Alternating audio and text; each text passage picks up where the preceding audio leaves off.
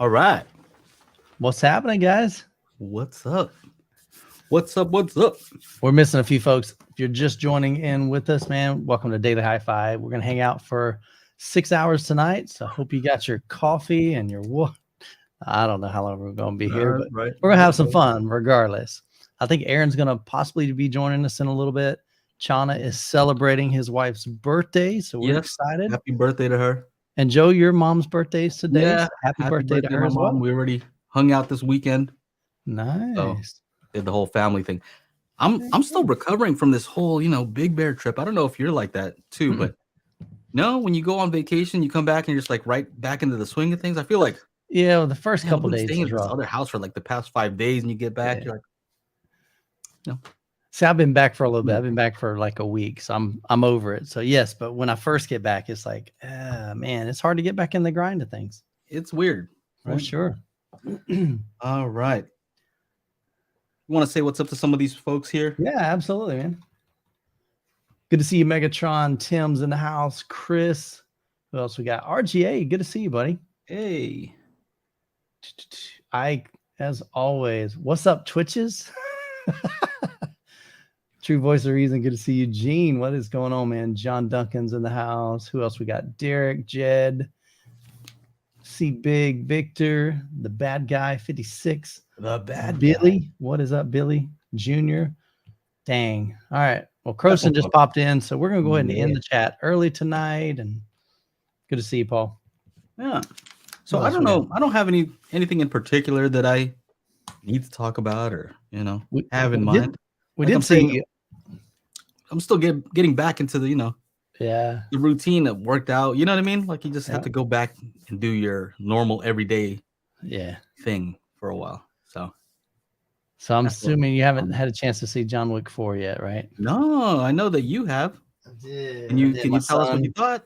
Yeah, I mean, I'm not going to do any spoilers, but I mean, of course, it's massive action, crazy, definitely over the top, and a lot of.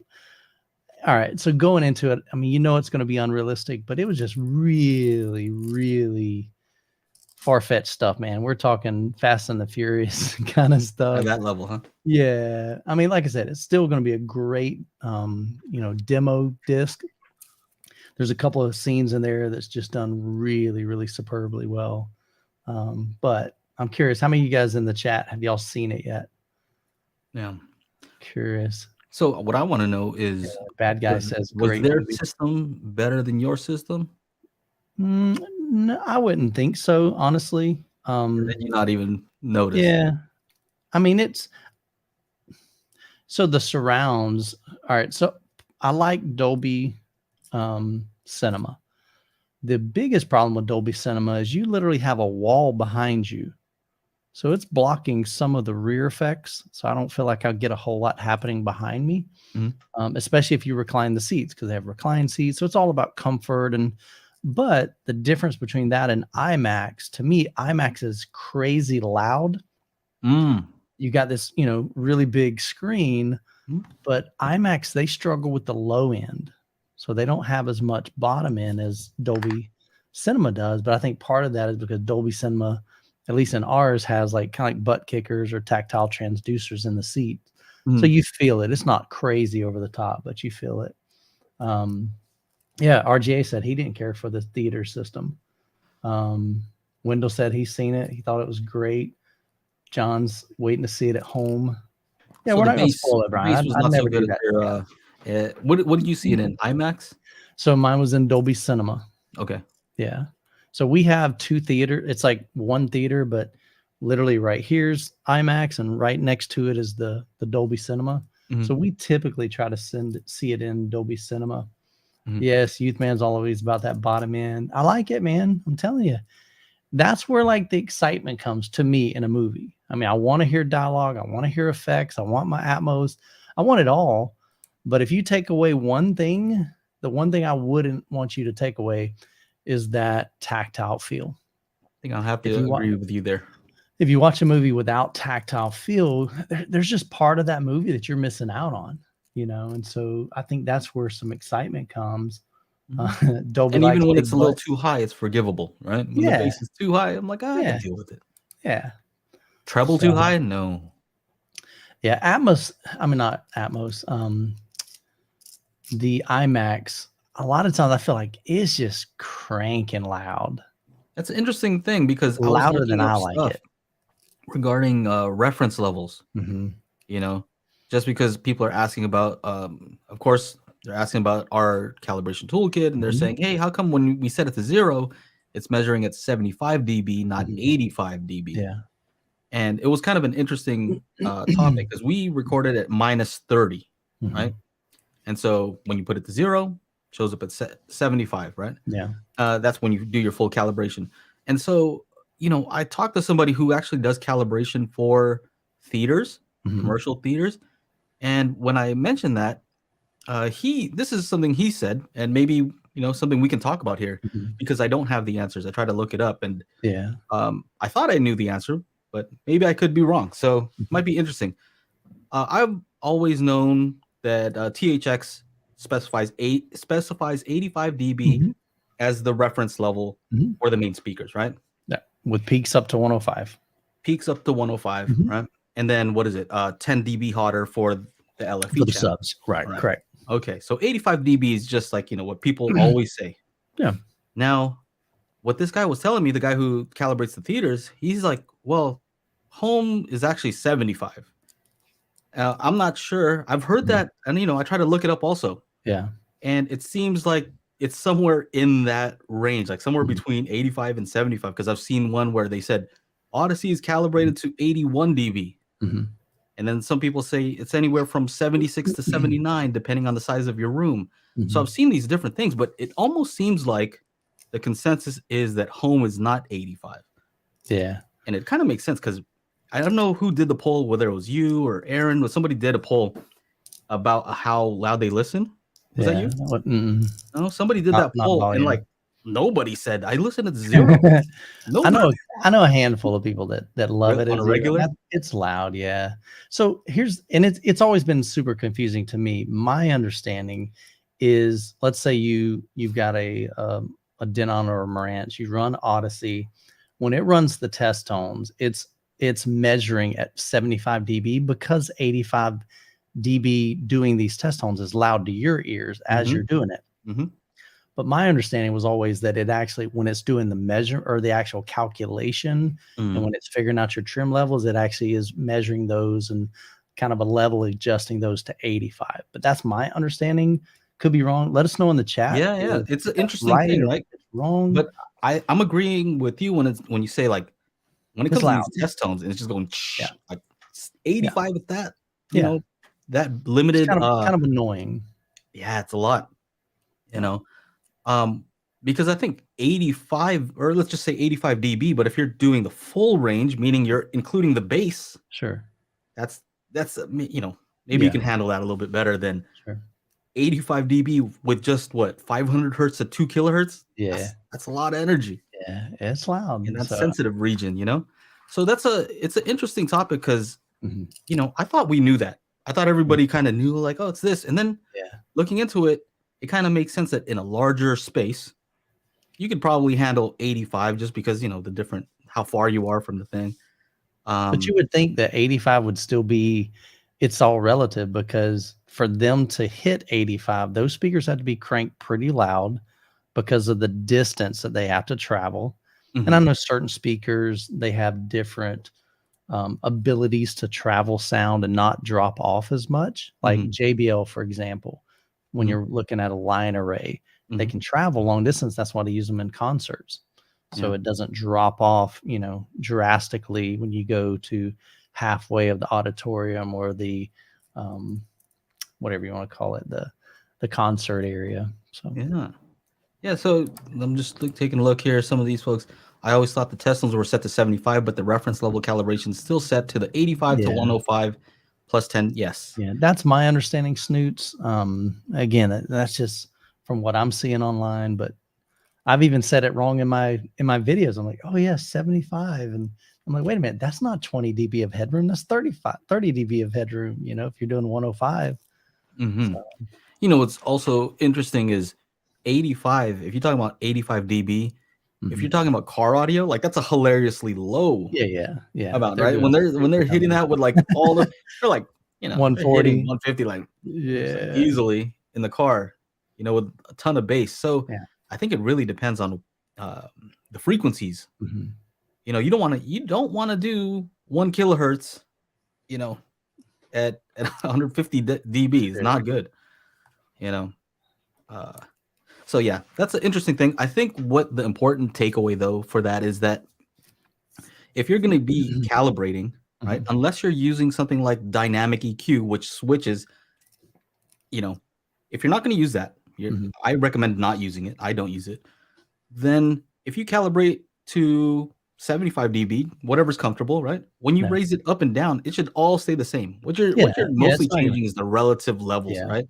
And if you're using a mic, the microphone does not care whether it's 85, 95, you know, maybe, you know, there's going to be a limit, but it doesn't care. Your ears care, right? We have the, you know, our ears, what we hear or how we perceive changes based on volume, but nobody's that I know is calibrating like EQ stuff with their ears only, right? Sure. Levels, you know, basically you can set it to a comfortable level is what I would say. Listen to, you know, what you normally listen at, and then, you know, make your minor adjustments there. And when you turn it up, if you have to turn it up, turn it down, they're all going to go up and down together. Yeah, I don't, and I'm with you, Joe. I don't think it necessarily matters whether we're calibrating to 75 or 85. And there's a question here. No Nothing says, is there any reason why we would use 75 or 85 as a reference level? Why not use your actual listening volume to set all the dB matching, etc.? My understanding, the kind of the biggest reason why we have a reference point, and that's really all it is. So 0 dB on your AVR when it's calibrated should be the same in Joe's room, should be the same in my room, should be the same in Chana's room, should be same in Aaron's room if we're calibrated to reference volume.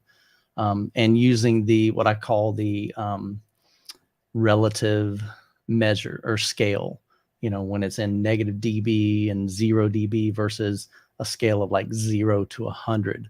When you've got a 0 to 100, that really doesn't tell you anything, because 70 on a Pioneer could be totally different volume than 70 on an Onkyo and 70 on. Or how about 70 with your JTRs and then 70 with like these very inefficient speakers? Yeah. 70 is not 70, right? Right. So that's why we calibrate it. And again, I think it's just so that we all, like, I tend to listen to music or movies usually about negative 15, sometimes negative 10. So I'm 10 to 15 dB most of the time on average under reference volume, you know, under that 85 to 105 peaks. Because that's pretty loud to me. You know, when it really gets cranking, you're in the 90s, you know, and you hit up to 100, and that's loud, you know, for me. But let's see here. Somebody says, who's this? Justin says, if you had a high noise floor, a louder calibration volume might help. And that is absolutely correct. You know, some people say, oh, so what do I need to calibrate at this level? And what I tell people is, listen, you know, is it a noisy environment? Because that's noise. That's unwanted noise, right? So sorry about that. That's unwanted noise. And the pink noise or whatever sound is coming out of this, you know, that's generated, that is the wanted signal, right? You want your signal to be high and you want the noise to be low relative to each other. So if your noise is high, then you got to turn it up louder, right? If it's real quiet, then you don't have to turn it up so high. Yeah, so signal to noise, that's what you want to think about when you're doing calibration, right? The mic doesn't know the difference. So you want to give it the signal that you want to give it, right? Yeah. Not people talking and people stomping around or AC. So yeah, that's a good question though. Yeah. Fencer's got a good one too. He says, do you guys calibrate to just the main listening position, or do you try to get good seat to seat, having trouble dialing in the other seats with 2 subs? So I'm gonna tell you my selfish answer. I mainly just I do my seat. And the biggest reason is because very few people that actually come over to demo my setup even care. Like, I could turn all the speakers off but 2 and they'd still think it was amazing, you know, because they're like, okay, that's cool. It sounded nice. I felt some bass. They don't know anything about this stuff. They're not enthusiasts. Now, when somebody does come over, like if Joe were to come over to my house to demo, he's getting my seat. I'm just going to sit in an off seat. So it's not a big deal. I can sit in that primary listening position anytime I want. So I calibrate from mine. What some guys will tell you is when you try to flatten everybody's frequency response and you start EQing and trying to get a really nice smooth response, it's like when you mess with this one, then you're going to affect this one. And so it's really hard. And so sometimes people say, just kind of get in the middle. Don't go too extreme on the primary listening position because it's going to affect this over here. So maybe kind of go like moderate. Don't go extreme on trying to dial that in totally flat for that primary listening position because it's going to impact the other ones. Yeah. So I don't know. And what Michael's talking about is just like, an average. What you're doing is you're giving equal weight. So let's say if you have a whole row of seats, if you gave each one equal weight, meaning that they're all equally important. I'll wait till Chana's ready. I'll wait till you're ready. If you gave them all equal weight, meaning that you assume that all of them mattered the same, then that means that you have to compromise. Yeah. Right? You have to make compromises to make it sound as good as possible to all of them. As opposed to if you make it really good for one position and whatever happens to the other ones, I don't know, then you can really make that one significantly better than optimizing for all of them. So it's a trade-off. Yeah, sure. And when I do calibrations for people, I say, how many seats do you have? So that's one. So usually they'll say, I have 4, I have 2, whatever it is. And then I say, or I have a couch, right? They'll say that. Yeah. And then I'll ask, all right, so how many people actually watch here? Like how many people sit here and watch movies? And they're like, I don't know, maybe like 2, right? Them and their significant other. Yeah. And then a lot of times I'll ask like, who really cares though about the sound? Like, that's just me. Yeah. So Jessica now does not. So they have all these seats. What you want to do is kind of just weight it. So maybe don't make it horrible on these seats. Right. But don't compromise so much on that one seat that's really important to people, right? You got to just take those things into consideration. And then do you guys calibrate just for MLP? Okay, yeah. Having trouble dialing in other seats with 2 subs. Yeah. Yeah. Maybe take a look at Multi-Sub Optimizer, MSO. It's a Windows app. It's free. Pretty complicated. So depending on how good you are at calibration, it might be a little bit much, but usually what you want if you have multiple subs and multiple seats. What's up, Shauna? Hey, what's happening, man? What's going on? Oh man, I need to turn on my big bottom here. Oh, there it goes. There it goes. Oh, yeah. Are you safe? Are you safe right now? Is it okay? I know we said happy birthday to your wife. So no, like it's Monday, man. It's a resort town. There's nothing open. Okay, all right. Like she's like, let's get some sushi. I'm like, only one good sushi spot is closed. I've been seeing that meme, "Dumb Ways to Die." You seen that? I was like, all right, screw it. Let's go to Carson City. It's a 2-hour drive. We'll get some sushi. This is at like 2:00. This is like 2 hours ago. And she's like, so we would have been there now eating. And then she's like, what about the roads? And I was like, oh, that's right. About an hour north of here, there was an avalanche. Oh, wow. Covered the main highway. So it takes a 2-hour drive and turns it into a 5-hour drive to drive all the way around the water. So yeah, we're just kind of stuck here. We went and had a good dinner last night. I think I spent as much as a TCL. Oh, that's funny. I think it was funny because I'm like, you're like, oh, it's my wife's birthday today. And then you kind of said it in the questioning way earlier. Like, you're like, I'm not sure if I'm going to be on. It's my wife's birthday today. It's my mom's birthday today, too. And then you're like, well, you did go out for dinner last night. Like, you weren't. I think that's cool. That's probably good enough. Yeah. There's one restaurant in town where you literally need to make a reservation a month in advance. Wow. So you did that. Or did you do that, or are you like, oh, that's China? No, I mean, no, of course I did that. There's no way not to do that. He's one of the best chefs in town. Like, the food was phenomenal. It's like, dude, I took so many pictures of the food. Like, I was just like, man, I look like a dumbass. But it was just so pretty, and obviously it tasted great. So Steaks. Hey, her name is Sasha. I'll let her know that you guys are saying happy birthday. So that's cool. She'll love that. But yeah, we're just hanging out. Yeah, Anthony. Yeah, Anthony. That's funny, bro. Parayamos. Parayamos, yeah. You should have seen my birthday dinner. I think I spent close to 900. And it was just the two of us. Wow. Yeah, I've never spent that much. Yeah. I think the most I've ever spent was at like a Japanese, not Japanese, what do they call it? A Brazilian steakhouse. Oh, Brazilian. Well, that's not super expensive. It's like $50 a plate. Well, I was pretty wrecked though, because one of our friends has a birthday and her birthday was on Saturday. Sasha's is Monday, and another one is like on Wednesday. So all three of us are, well, the three birthday people and a few other people, we went to sushi on Saturday. I didn't get to sleep till like 7 a.m. Sunday. So I was pretty wrecked for dinner last night. And it was just at Carl's Jr. It's only that price because he lives in the middle of nowhere. So it takes, it's hard to get burgers up there. Right? Dude. No. There are times where it's hard to get eggs up here, bro. Like that's how bad it is. And when in LA, well, obviously Mike, well, you probably would know too, during COVID, like the lines for going to Costco or the grocery store were huge. Guess who had stocked shelves? We did. Because there's nobody here. That's funny. Right? And then all of a sudden the word got out and people just come and get 3 grocery carts full of stuff and didn't just drive 6 hours to get here, loot and pillage our grocery store, and then go back like same day. What a long day. Speaking of food, have you seen this before, Chana? What is that? Is that something that you've ever seen before? De La Rosa? No, these little.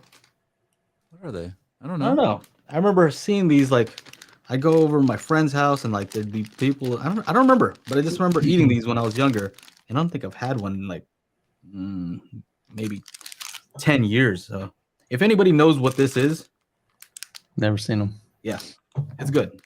Peanut butter mazapan. Well, cheers. Cheers to the mazapan. Somebody here knows. Van Gulsey says you need to treat your wife on her birthday. Mine is tomorrow. Well, cheers to your wife's birthday. Happy birthday. That Mexican PB candy. Yes. Powdered peanuts. Oh, what's up? All right. So see, I know peanuts. Yeah, that's interesting. Just eat it. Yeah. FOMO, what's up? What's up, bro? A lot of people know what it is. Yeah. That's cool. Mexican mazapan.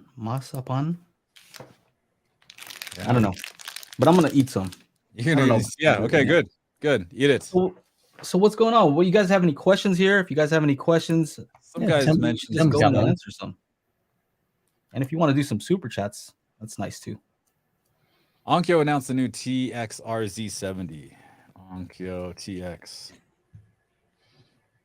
What's the TX? 11.2. I'm gonna mute myself while I eat one of these. Where'd you find it, Mike? Teenage photo. What's that? Did you find a link to it or no? No, I'm just guessing. Oh, okay. Here, Audio Science Review Forum. Exciting news from Onkyo and Pioneer. Do they have one at Onkyo? Does Onkyo not have one? No. Sound and visual. Let's go there. I think there was some, well, I guess like leaked inside stuff that I don't know if they've officially announced anything yet. Oh, I see. Oh, it says Onkyo previews. It's new. What is this? An ad? Oh man, these websites are getting harder and harder. It's crazy, dude. Look at it. It's all over the place. Can't even click off of it. It's crazy. Like this is when they don't actually have the product. Yeah. I'm always like, this is like just the same version of First. I mean, so like this and right? This angle, this angle could totally be like whatever, because we can't see that bottom right, can we? Where the model number is. So it could be anything.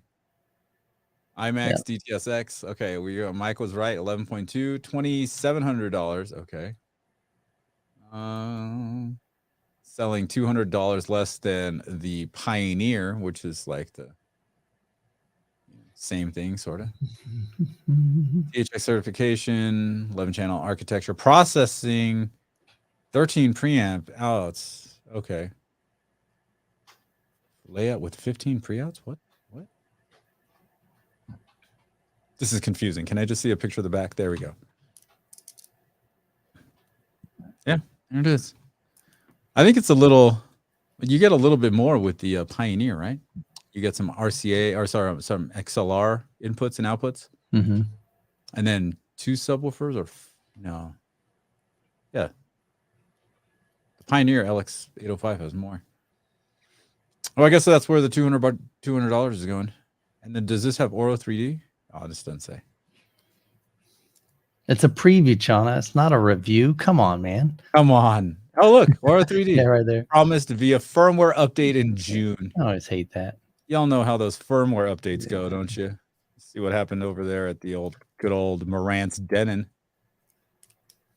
You guys want to talk about that? Menu lag is caused by cheap processors that can't handle all the magic of the menu, because menus are hard. Dude. Yeah. Actually, you know what's funny? It was funny. Like, Joe was like, "All right, there's this thing on the disc, on the toolkit disc." And I'm like, "Oh man, why does this look all weird?" And Joe's like, "Yeah, I just asked the author guy to change it." I was like, "Okay." And then he's like, "How hard can it be to change the menu on a Blu-ray?" And then I showed him a video, or like a clip of like the software. And he's like, "Oh, nope, not gonna do that." Like, it's just like all these little blocks with all these like red lines, blue lines, green lines, for like the navigation. Like, what happens if you press this? Where does it take you now? Like all this nonsense is actually pretty complicated. I'm trying to remember what I used to make, kind of like homemade DVD authoring for videos that I make with my family and stuff. Oh, sure. But what was there was an Adobe software, and you would have to build that structure in there. You'd have to create your little thumbnails and then drag your, what was that thing called? What? I don't even remember. It's been, we're talking 20 years ago. No. How it can make Blu-ray menus with Encore? I think Encore is there. That sounds right. It's been a long time. Maybe it was DVD or Encore.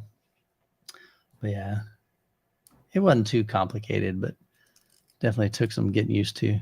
Well, if you've ever made a website, yeah, like a menu, right? Yeah, a tree kind of deal. Yeah, URLs but for Blu-ray authoring, it's a different level of like.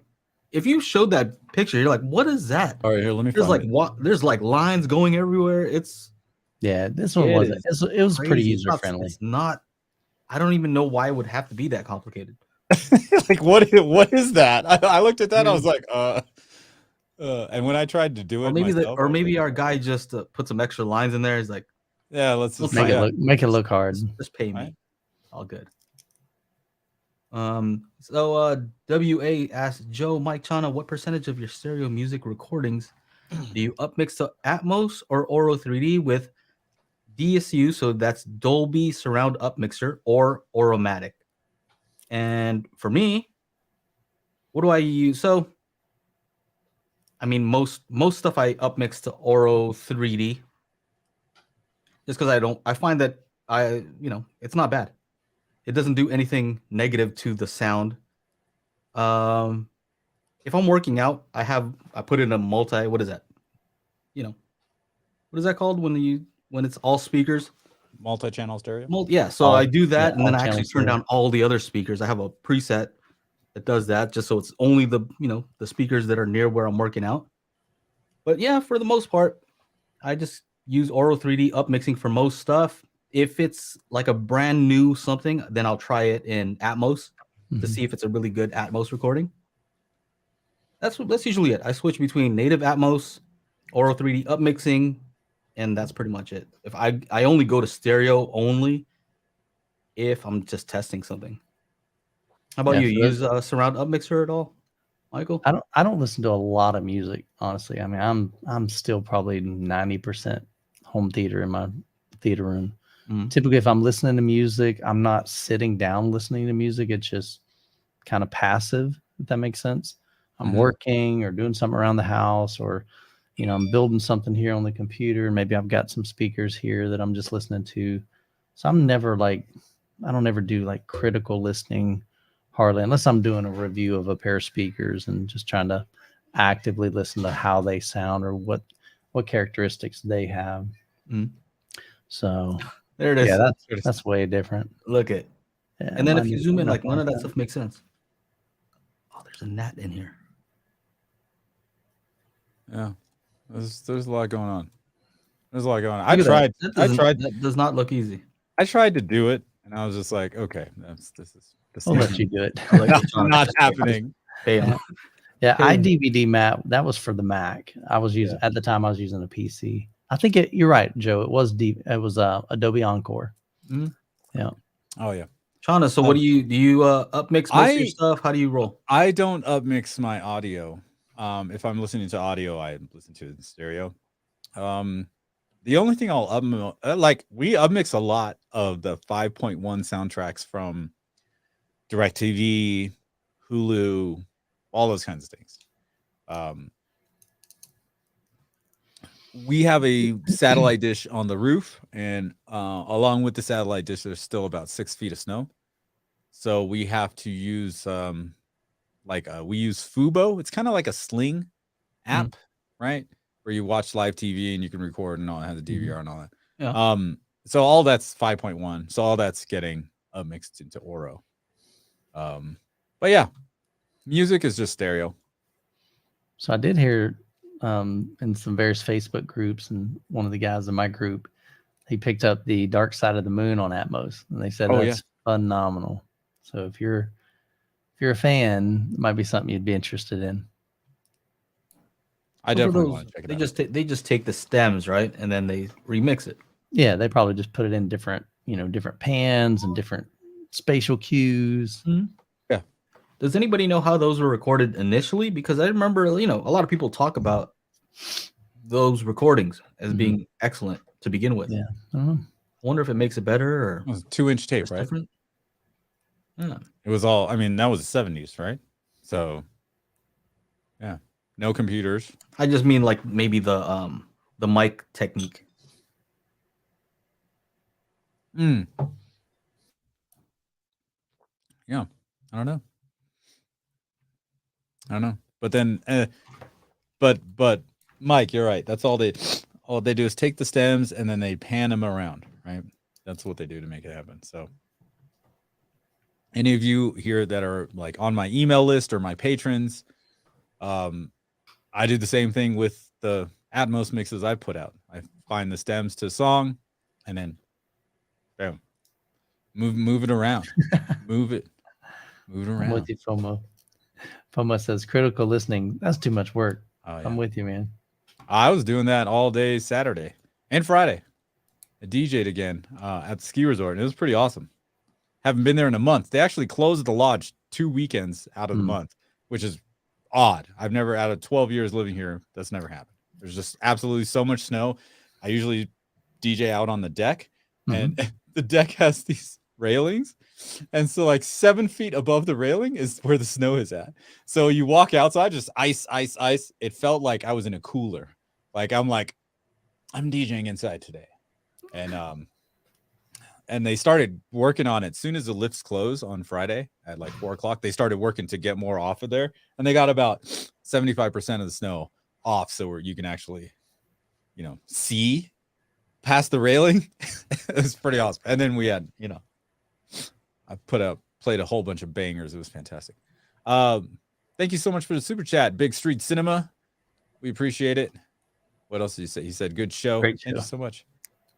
What kind of car is that in there? Look at that car that he's got. I don't know.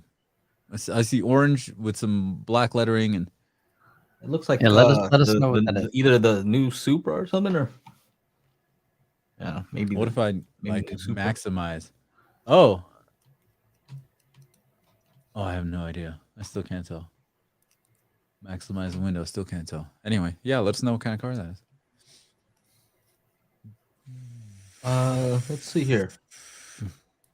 What do we got? FOMO says, yes. Is this a question? Oh yeah.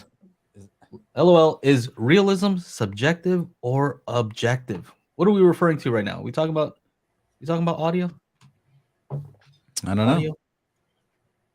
Is realism subjective or objective? That's a good question. I always have to think about it when you ask, FOMO, because usually you know the answer to the question you're asking. You know, audio. Okay, so he says audio realism. Audio realism. I don't know what he means by that. I mean, like, are you talking about it represents what we would hear in a natural environment? I'm assuming.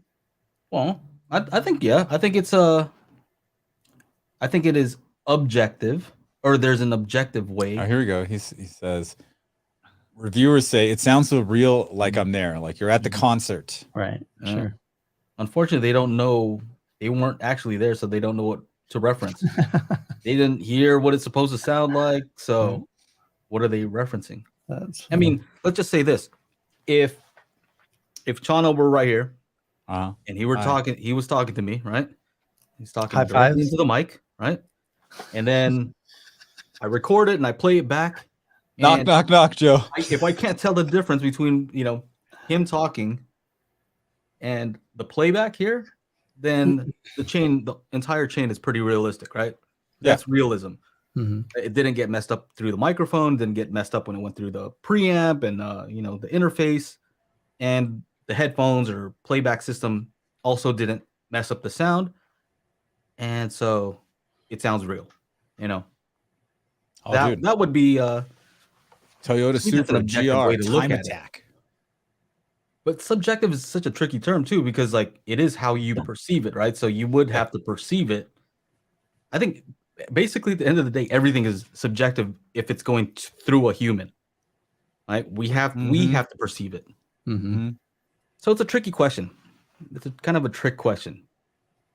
But at the end of the day, if the output sounds like the input, and if it measures exactly the same, to me that is realism. Right? Hey, yeah, I mean, it really is just about perception, right? I don't know. That's your opinion. Well, I mean, there's a whole lot. I mean, if you close your eyes and you go to sleep, man, like you might not know you're dreaming and you're living a whole nother world, right?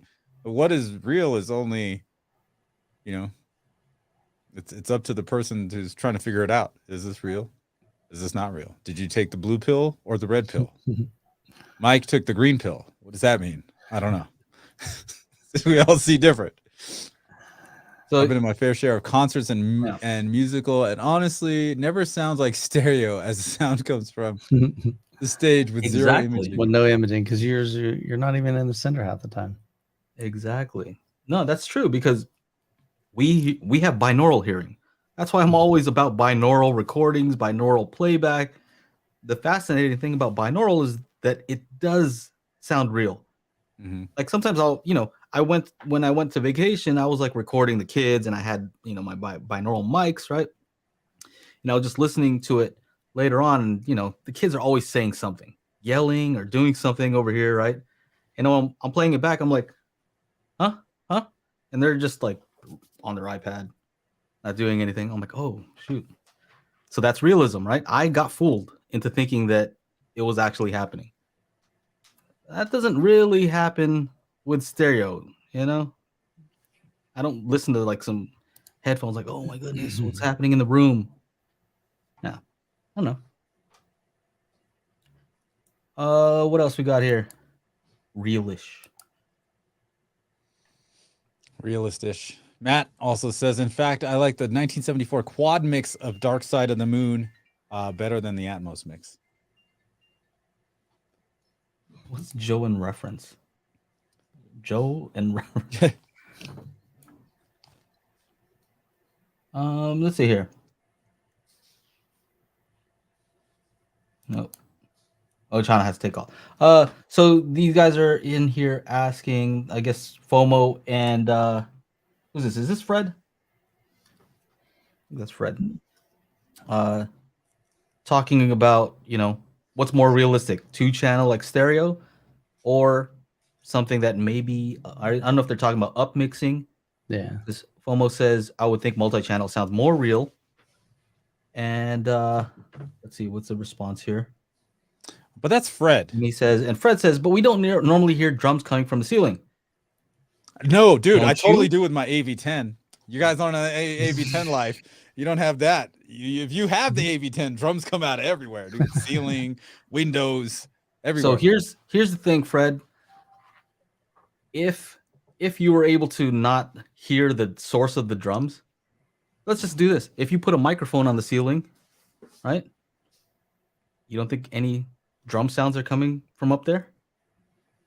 Right? If somebody's playing the drum in a room, somebody's playing the drums, so it just comes normally, only ear level, like nothing goes up and hits the ceiling. There are normally overhead mics when they're recording the drum kit. So in essence, if you wanted to be the drummer, you wanted to sit in the drummer's spot, they probably could make that happen because there are overhead microphones in a drum set. So they can put that up there. These guys are talking about, I think they did that in the concert, right? Yeah. Tommy Lee did that thing where he's like flipped upside down, was drumming upside down. Yeah, that's cool. So yeah, but I mean, that's the argument, right? Oh, I don't hear drums from the ceiling. I don't hear voices coming from the ceiling.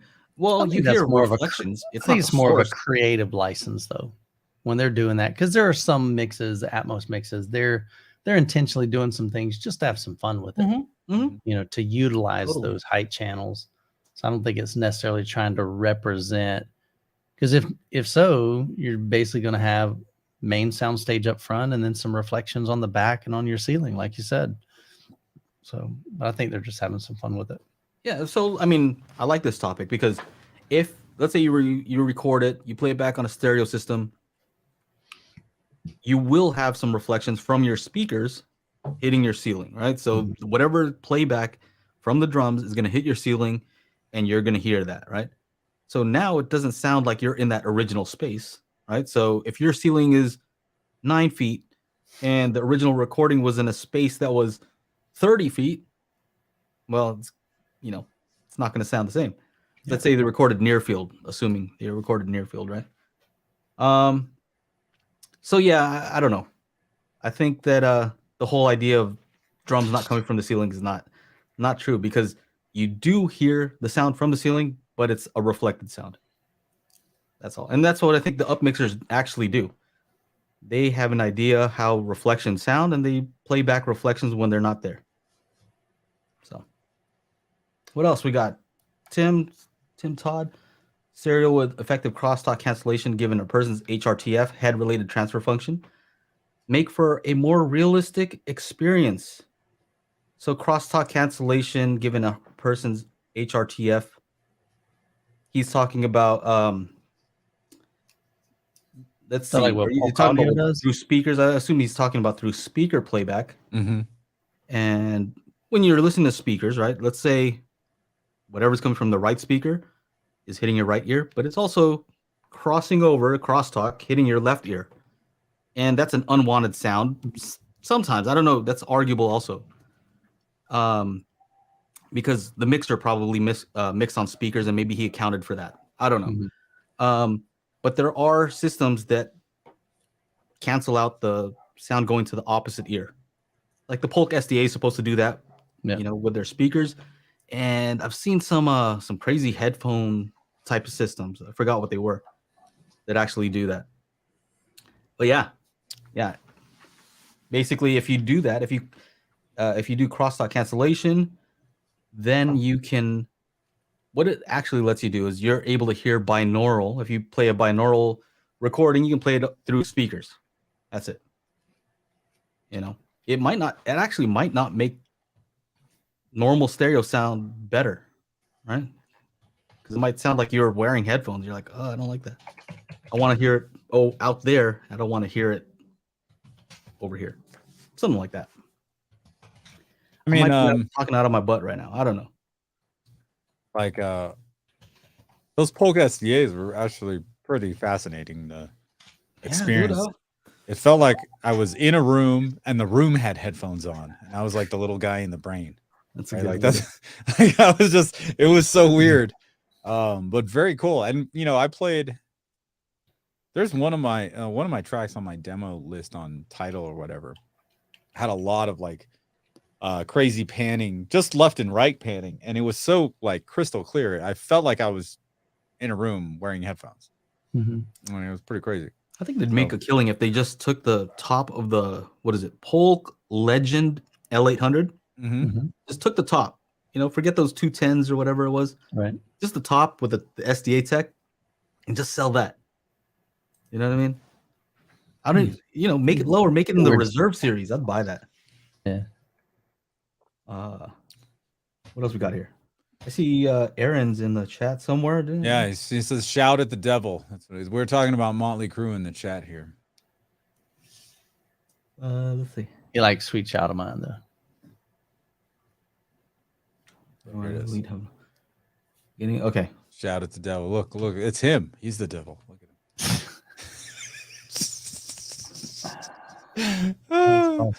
him. Yeah. Have you guys seen The Dirt? You guys talking about Motley Crue? Oh, hey. The Dirt. Thank you for the super chat. Loved Techno's video on SACD. What would benefit to finding the crossover for speakers compared to the just set them at 80? Well, that's a good question. Great question. Joe had a Joe does all these wacky remote calibrations, and one of the things is like, look, if you have a 70 hertz null from your subwoofer in your main listening position, like that happens quite a bit, and you can lower your mains to 60 hertz, and now you can kind of cover that area with your main left and right speakers. Now, a lot of the times, and even somebody commented something silly like, "Oh, I just do what Odyssey tells me, and it's fine." And I was like, "Okay, sure." I think I've actually had 10 receivers in here across Denon and Marantz. So that's Odyssey XT32, right? It has been around for a long time. Sure. And each of those receivers have put crossovers for my height channels and my surround channels in weird ass places. Yeah. Like nothing has ever been consistent. It was consistently bad, but it's not. It's some of them are higher, some of them are lower. I'm like, these are the same. Whoa, shit. These are the same speakers. Like, what's going on? So, and then the guy's like, "Oh, well, I just go back and change them." I'm like, "Okay, great. Well, now you don't have to. Now you don't have to do this song and dance with the AVR. You can just hear what's happening." But yeah, later, FOMO. But yeah, take care, FOMO. Hey, buddy. We'll see you next time, man. But yeah, that's I'm glad you like it. That was one of the things when Joe and I were making it. We're like, okay, what else do we need to do? What else can we tackle? That you normally can't. What are your thoughts on this, Michael? Do you usually let the auto calibration just do its thing and just whatever it sets it at, or do you always set it at 80? What's your method? No, and I don't have I can't honestly say I've got a scientific method to do it. I know that when I had the La Scalas, man, it would set them at 40 hertz. There's no way on the planet they could play down to 40 hertz. They, even looking at PKW's kind of white papers on it, I think he said they're kind of like effective down to about 70 hertz. So they didn't belong being down there for, right. I don't know why it measured them. Maybe it's because it's in my cabinet. It's behind, kind of like in that little alcove screen. Yeah. So that could be impacting that. With the JTRs, I actually just asked the owner. I'm like, what do you typically run these at? And he's like, dude, I run them at 60 hertz all day long. No problem. And so I've set mine to 60 hertz on my LCRs. So, but the rest of them, I pretty much leave those. Because they're usually Odyssey will run those either at like 80 or 70 for the side surrounds, and then the Atmos sometimes, or the height channels are a little bit higher. Yeah. I've seen Odyssey set my height channels to 120, and then the same height channels on a different receiver to 150. So what I think is funny is when Odyssey does my LCRs and they're different. Like they're the same identical speaker, man. What the heck? Yeah. Why would one be 80 and one be 60 or whatever? Set your La Scalas to 40, which is lower than. That's ridiculous. Yeah. To me, that's the worst thing it could do, actually, right? Mm-hmm. Because if you set it too low and then you go and turn it up to too high. Whatever. Yeah. Then you're like, oh, what's that sound? Yeah, it doesn't sound Oh good. yeah, that speaker can't handle that, right? Mm-hmm. And I think it's because, my theory is when they're doing the level matching, they're doing all this stuff, they're not checking for distortion, right? They're like, oh, I hear bass down to 40, right? Yeah, that's cool. But if you were to turn it up just even a little bit more, it could be game over for that speaker, Nasty. right? So they're not checking for those sorts of things. That's something that you have to check. Mm-hmm. And so that's kind of why we've done it too, is like, check, see what each speaker can play down to and turn it up to a loud volume and see if it's making some bad noises. Right? Some and loud if it does, noise, turn it back loud down. noises. Don't keep it up there.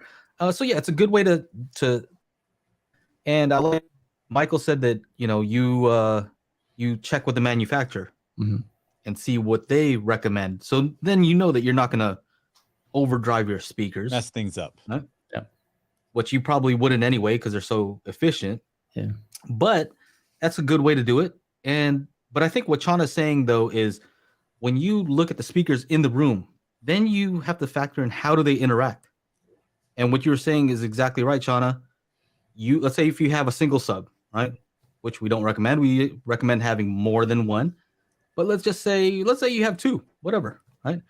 But for whatever reason, those subs, wherever they're placed, you have 70 hertz dip, right? Everything else is perfect, but then at 70 hertz, whatever, you get a cancellation at your main listening position. But let's say your main speakers are in a different place and they can play 70 hertz fine, right? Let's say your floor standing speakers can actually play down to 40 hertz. All right.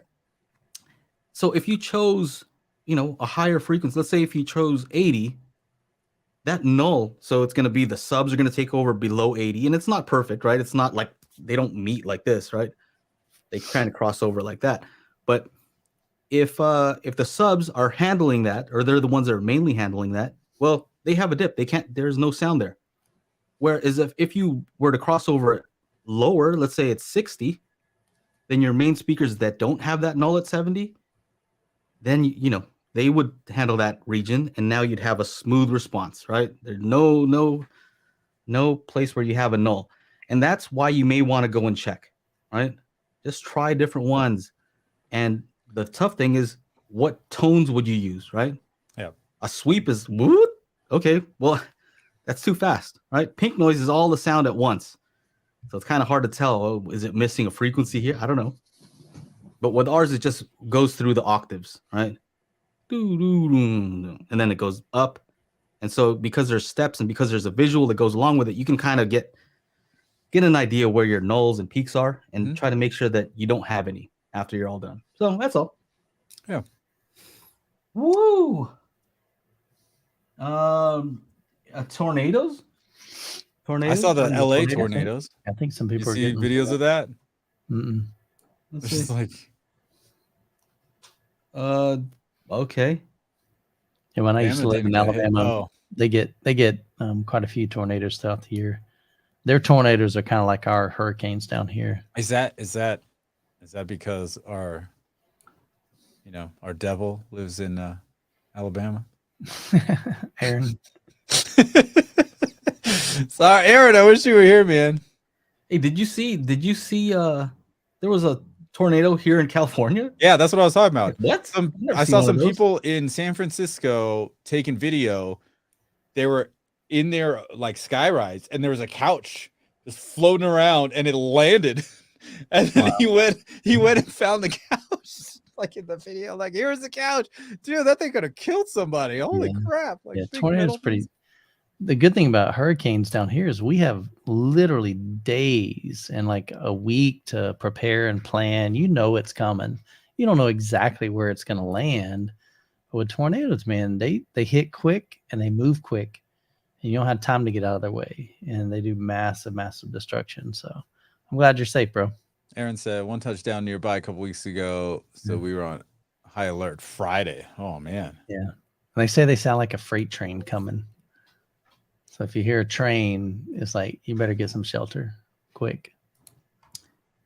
Right. So I did go into one guy's house doing a home theater tour not too long ago. And that was one of the first thing he shows me in his house. He opens up this little door, and it's a fully enclosed room, cement walls, or maybe I don't know if it's steel or whatever, but just fully enclosed. But it looked like John Wick. I mean, there's like wall to wall of all kinds of crazy guns, and it was his gun collection, but it was also a storm shelter as well. So, and if the zombie apocalypse ever happened, dude, he is set, like straight up set. What else we got here? We got some starred comments. Yeah, there's a bunch. Oh, one thing real quick. Some people have been asking, and I get a couple of these emails, and they say something odd because until now, until we put out this disc, we haven't had a way to check to make sure your AVR is working properly. And someone was like saying, you're like, hey, something's wrong with your disc. Like they play the call out for their, let's say it's a 714. They play the call out and the height channels are coming out of the surround channels. Like when I say like front high left, it's coming out of the surrounds, something like that. What would you think that is, Michael? I think you hooked it up wrong. That's what I'm thinking, right? I think you put your banana cables in the wrong hole. yeah. For the most part, well, when I would ask, I'm like, okay, what is your system? It's a Marantz. I'm like, okay, well, I tested this on 2 Marantz, 2 Denon, a Yamaha, a Pioneer, and the Arkham. I'm like, in my head, I'm like, no, these things work properly. Double check to make sure your Blu-ray player is outputting in bitstream. Like these are all like basic things that could just be missed. Right? Because of something or another, or maybe something ran an update while you were sleeping, right? Blu-ray player got an update, and then what? And it's changed and they're all different. It doesn't just say audio bitstream, like Sony has like BD mix or something, not, something like that. Something different. It doesn't say bitstream, but it's funny. It's funny. Somebody else said, hey, the LFE, the subwoofer doesn't play when I do the call out. But when I play the peak noise through the subwoofer, it works. I'm like, oh, you have your subwoofer set to auto. So when it does the call out, it just says LFE and then it starts putting the signal in there. Once that's done, then your subwoofer is actually on. So, when you're doing these kinds of tests, make sure you set the power to on, make sure, like Michael said, your wires aren't goofed and everything would work. Because there's no reason it works for me. It works for Joe. It works for 600 other people. But it doesn't work for yours. It doesn't work like that. It's all through the Dolby Atmos renderer. If it's there, it's Atmos. You see it, and the discs are replicated. They're exact copies. Like there's no like, oh, I had a little scratch, so it doesn't play out of the right speaker. Like that. Yeah, it doesn't work like that. Yeah, it's a glass mat. You know what? I was thinking about this the other day. Joe, did you realize, dude? Look, we put out a Blu-ray disc, a glass mastered Blu-ray disc with Atmos, just like a movie studio. That's so cool. I'm like, oh my gosh, this is what it feels like. Pretty cool. What it feels like to be the man in charge. That's pretty cool. Man in charge, Mr. Man in charge. Pat yourself on the back. You deserve it. It's all right. Yeah. Anyway, sleepless nights. You deserve a little. Doesn't hurt. Yeah. Anyway, what other questions we have here? Oh, sorry. Were you done with that thought? Or I was done with that one. Somebody asked about should I talk about the Marantz Denon update? I made a video about it. If you guys updated the big dude, I don't know if you're on the Denon AVR owners group on Facebook. Man, it was super active. Everybody's like, did you get the update? Did you get the update? Did you get the update? And I always say, don't ever be the first to update and turn off auto updates because it could break something, and something is big. Thank you, Angela. Big hand. Give a round of applause for Angela too. She made all the graphics, on the disc, on the cover. Well, I mean, Joe started off with this thing. Should I tell him, Joe? Joe's like, hey, I had AI make some. Oh yeah, he told us that. Well, I'll tell you honestly, it was just like I was just messing around, just throwing out stuff into there. And I'm like, oh, that looks pretty cool. And I just saved it, right? And a lot of the stuff, so this is the truth, right? Normally you start a new company and you're like, oh, what should the logo be? What should the name? Like, seriously, didn't we just pop those things out? Like, just name it this, get the Instagram. Is the domain boom, available? boom, Okay, boom. Oh, we boom, need boom. this. Got it done. Here's a photo. Just use that. That's fine. I just made this quick thing. There you go. You can use that. Like, we really didn't spend that much time on those things. Yeah. Until it was like the logo. time to It's like, just like, yeah, we'll just anyway. Until it was time to set it up, Angela was like, "Okay, I'm gonna change some fonts here." Yeah, she and didn't I'm gonna jazz it up a little bit. So Angela did the final for the front, the back, the disc. I'm not gonna show the insert because it has a bunch of links to like private videos. Kidding, only kidding. But yeah, it's very cool. It's very cool. Feel very accomplished. As you should, Azure. Yeah. So the Denon update, Denon Marantz update, everybody's talking about it because it adds Dirac Live. And if you know anything about any kind of large format rollout, it's gonna be some problems. So big problem, which won't affect everyone. It'll only affect the people that use it. So here we have these smart select buttons down on the bottom of the Marantz remote right there. Hold up. And hold on. Go ahead. Let me see. Smart select. Okay, the 1, 2, 3, 4. 1, 2, 3, 4. Yeah. They call them quick select on the Denons, smart select on this one. I just dropped it. Did you hear that? $7,000. I mean, basically, let's say my favorite device to watch is a PD. Okay, I'm on the Zapedi. I have the Zapedi as a source. We're on Dolby Atmos, and I'm like, okay, you know what? How can I switch back and forth between Atmos and Auro 3D with the touch of a button? So I'll save that, what I currently have as quick select 1. Then I'll change audio settings, whatever, preset 2, this, that, and the other as quick select 2.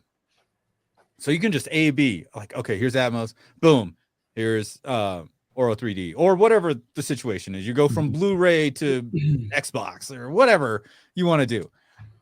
When you do the update, no matter if you have a saved quick select or you make a brand new quick select after the update, using quick select will wipe out all your settings, all your level settings, your distance settings, crossover probably as well. All the settings get wiped. So if you're going to do the update, don't use the quick select buttons anymore until they fix it. Yeah, or just don't update. Unless you really, really, really like, I updated, but I didn't want to update for Dirac. I updated to see what was happening. And then people were like, hey, can you check out and make sure this is broken or this is working? And so I ended up updating the AV10, like fully like on camera. I was just like, oh, looks like it's messed up. Now, somebody from Marantz or somebody from one of the Marantz groups showed me his ticket or whatever Marantz told him. And Marantz just said, don't use these buttons until we figured out how to fix them. So yes, RGA, first world problems. Yeah. So the update was designed by Apple. So that kind of relates to this. No, nothing is asking. Month's almost over, Joe. Waiting patiently on the app. Yeah, me too.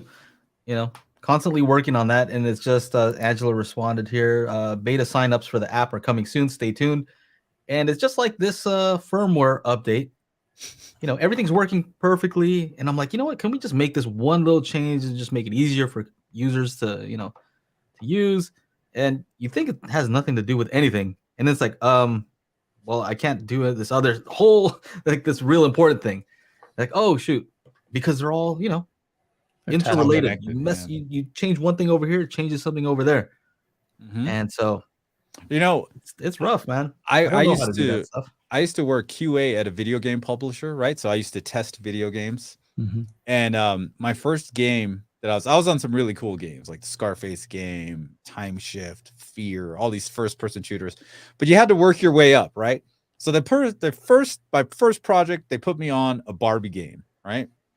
And in this Barbie game, it was called The Princess and the Pauper, and you go around and you do these little things and you like make stuff and on the horse. No, you just walk around. But here is the funny part: if you were to end level 6 at the blacksmith, right, and then in level 7 go back to the blacksmith, click on the hammer, it crashes the game. Like who would have thought? Like I just did that by accident. I'm like, oh wait, I need to go talk to this guy again. And you start the next level and you go in and click on the hammer and it crashes the game. And it was just like, oh, like what? Then we found out the room in which you end a level.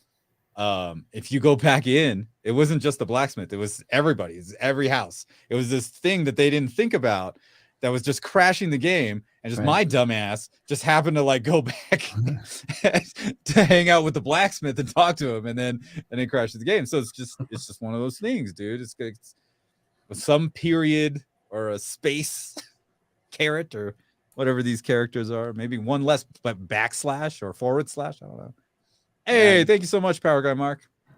We appreciate it. I did get an alert, and somebody did just buy something. So he says earlier, he said, finally drank the Oro 3D Kool-Aid and installed front and rear height speakers instead of ceiling mounted to Atmos specs. And I just asked him how he like it, and he says he likes it. I like it. I like it. That is good. What else? How about this one? Are you gonna review this thing or what? They gotta finish. They gotta send it. It's not ready yet. Oh, it's not ready. They said they were. You know what? When it's your place, though, you or can do the spatial toolkit. I'm not hating on it. Not hating on it. Hating on what? The isn't that the one they said? Oh, right. You were a hater. The dragon, supposedly. I was hating all on that stuff. Yeah. The Nakamichi dragon. Yeah. Is it gonna be worth $3,500? Well, I mean, if you can find an AVR that processes 15 channels for under $3,500, and speakers, and then speakers, yeah, and of course it's super easy to set up. It's huge. Okay, you got to make sure you have a TV stand that can support. It's pretty big, and then even like deep, and you'd probably. You need some clearance. It's like 4 inches tall. You need some clearance. So I could totally see somebody that wants a, you know what this would be really good for? Anybody that wants to do like a man cave game room type thing with like 100-inch ultra short throw. You slap this thing in front of the short throw, boom, you're done. You got wireless surrounds, and it'd be pretty simplistic in the fact that you could either just use the arc from the the audio from the what do you call it, the projector in, or not, whatever. But 3,500. I mean, it's a lot of money. It sounds like from what you guys experienced, it's not like it's a outrageous deal. Right? It's not like it's so out of the question. Why would you even do that? Yeah. I could see somebody who actually has a system who spent a lot on their home theater, tens and thousands or, $100,000. 100,000. They're going to say $3,500. I just need it for my extra room. Right. Like that's cool. That's the gym. That's the workout. That's the gym. Yeah. Bathroom. Some people are like, I'm brushing my teeth. People have money like that. I don't have it like that. So I would be very like, you know what? I can run the wire. I'll run the wire. It's fine. Figure that out. I've seen a bathroom with about a $20,000 system in it. It's crazy. What's always curious about these things is, even if it's easy to set up, what I've found lately is it's hard to find a place for the rear surrounds or even side surrounds. Like, where do you put them? Because that's what kind of makes it weird. Like, if you have stands, speakers, in my case, kids, I don't really trust that situation. Right. Except if you have blue tack. Blue tack will solve everything. But kids got bad grades, slap him with some blue tack. That solves all your problems. Everything. I mean, what do you guys do? So Michael, you have a TV now in your living room, right? Yeah. Would you have a place for surround speakers, or? No, I'm gonna make some videos. I'm gonna bring them out. I've got stands. I'm gonna put bookshelves in there, but then you got to worry about, okay, where do you, like, we have hardwood floors, so we have a couch, we have a rug, so it has to kind of go under that. So it's definitely not ideal when you have something like that. If you don't have, edges around the room to kind of hide and tuck your cables in between the baseboard and the carpet. That makes it hard. So you are gonna put surround speakers now? Yeah, literally for the video. You're creeping into the living room now. Speakers are creeping in. Nah, it's literally just for the video. She's just not to kind of falling show, for that one. This is what you could do in a living room Okay, environment. so it's not permanent. Nah, it'll pretty much still just be a 2-channel setup in mine. Okay. Like we were watching, what movie were we watching the other night, Jessica and I, and it was, we watched Jumanji. I've never seen Jumanji. Oh, so she was wanting to watch that, and just the original, like the first the original with Robin Williams. Oh, maybe that's not original. Oh, if it has The Rock, then it's still the redos. Okay. Okay, but it was like Jumanji 1. I think they had a Jumanji 2, right? Yeah. So that's what I meant by the first one with The Rock. So the first one's called Jumanji. Okay. Right, with Robin Williams. Long ago, 80s, 90s, whatever.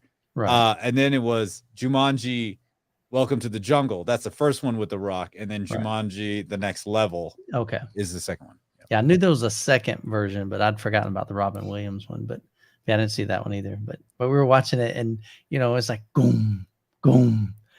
My RF-7 threes, man, they were just kicking. Yeah, they were. Man. Yeah, they were. I mean, it's not like subwoofer kind of slam, but I'm like, this is good enough for me, man. I don't need massive subs because I can go get that in the theater room. So, but yeah. This is a good question. What's your favorite movie scene that gives you goosebumps? I don't know what gives you goosebumps.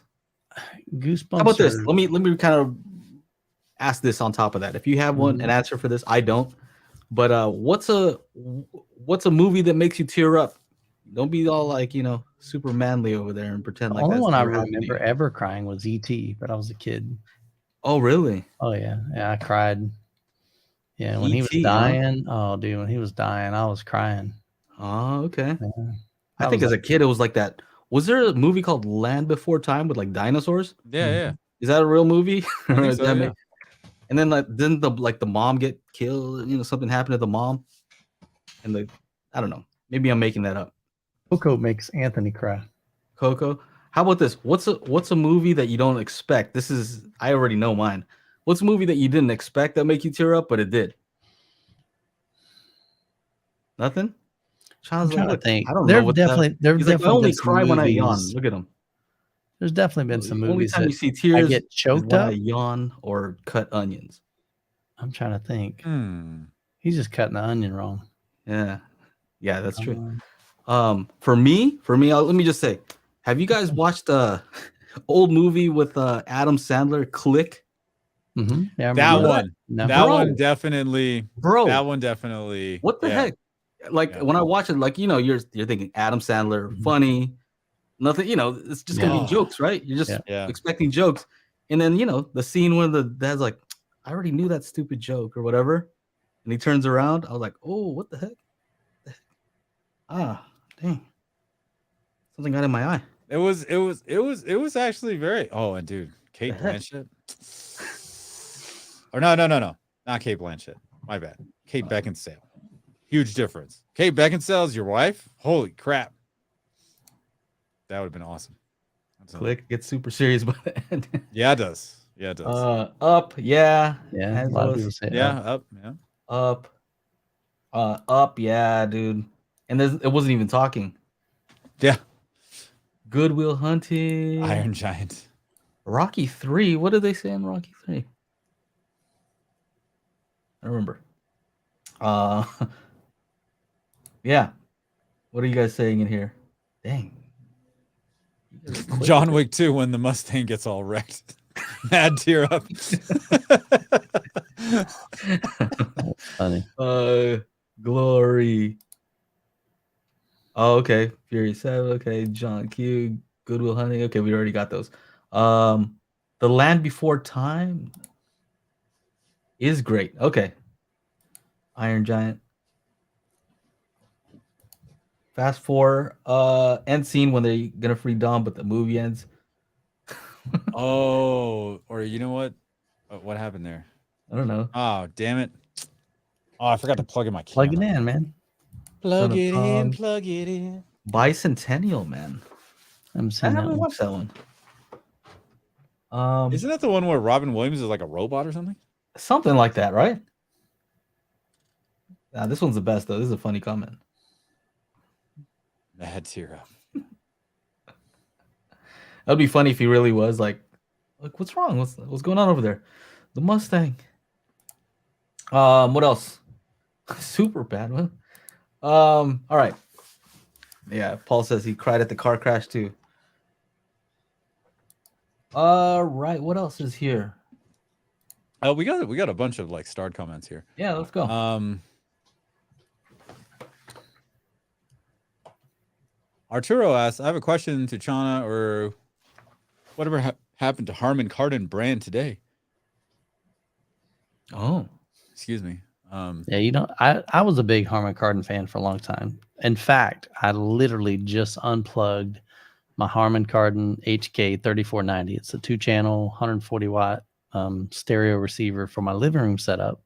Now that I've got the SVS Soundbase Pro, so I unhooked that a long time ago. I'm like, oh, let me check out their surround sound processor, and so I bought I think it was a 3600 was the model number. And it was a good little receiver, but they had their own special kind of, I don't even remember what Harman Kardon used to use, but I think it was something different. And it was okay, but it wasn't probably my favorite. I think they were much better for 2-channel than they were for home theater. But yeah, they're definitely not in the scene. I don't even know if they make. They're more in the like background now because Harman owns JBL Synthesis.